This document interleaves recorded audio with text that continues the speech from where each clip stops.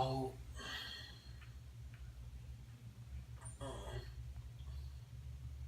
All that mold, I gotta get out of there. I'll use some of this mold. See, I was told that the leak can either be here at the bottom behind the seal, or the leak can be up here in the wall.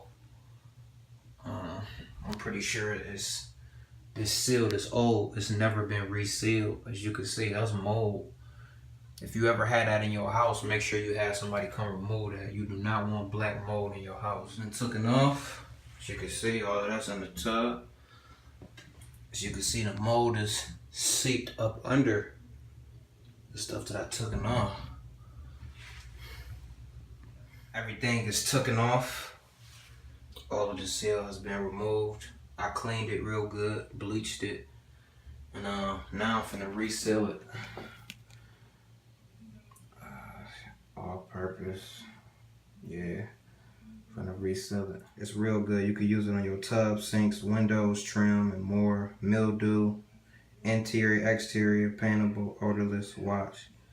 It's some real good stuff right here. Even use it for the winter time when air might be seeping through your window. Yeah, there's some good shit.